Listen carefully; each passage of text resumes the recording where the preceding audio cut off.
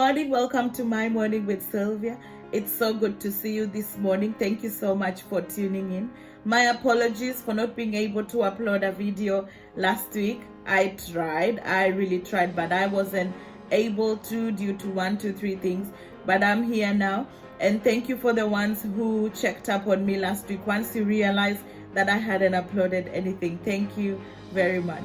This morning, our topic is salt of the earth. It comes from Matthew chapter 5 verse 13. Jesus refers to us, and by us I mean his followers, as the salt of the earth.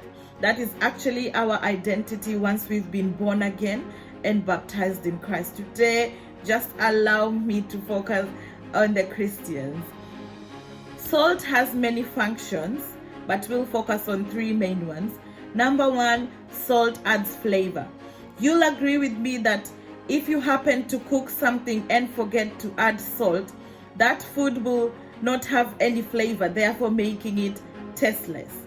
We are also called to add flavor in those places that God has placed us, be it school, be it universities, at our workplaces, and also in our families.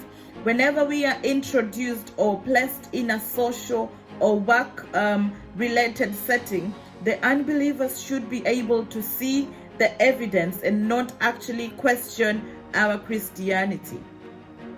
It is very possible for us to be in the midst of unbelievers and choose not to conform to their ways, but actually pull them to our direction. So number 1 function of salt is to add flavor. Number 2, salt is corrosive. By that I mean, when you try putting salt in an open wound or in a freshly cut wound, the feeling is actually unbearable. And as being the salt of the earth, we have to be ready to face hatred, to face rejection, sometimes loneliness, and even persecution if we refuse to follow what the world is telling us to, or if we refuse to be who the world is asking us to be. Number 3, salt is used as a preservative. By this I mean, in the olden times, salt used to be rubbed in meat to avoid decay. That is how the meat was being kept fresh, because there were no refrigerators during those times. So in the same way, we've also been called to arrest decay in the world. And how are we able to do this? By bringing positive change in our environments, by bringing hope to the hopeless, by loving those around us, by loving even those ones that don't love us back, and not being biased.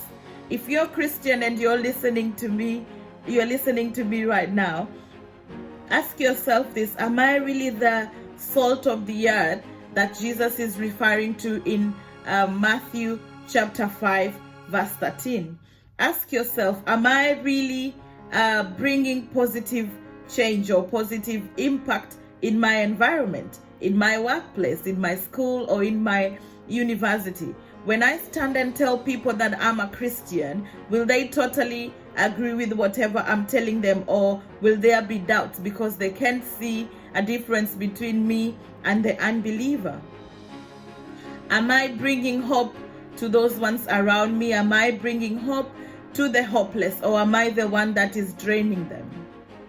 Take time and meditate on these questions until we meet next week. And remember that we are called to be the salt of the earth. Number 1, salt adds flavor. So make sure that in that area or in that place where God has placed you, that people can see something different from you. You don't have to conform to how they do their things. You have to be different. You have to stand out. You are called, or you are meant to add flavor to that environment. Number 2, you are to be used as a preservative.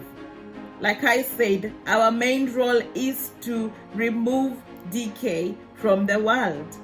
With everything that is happening around, we know, I don't have to mention it here.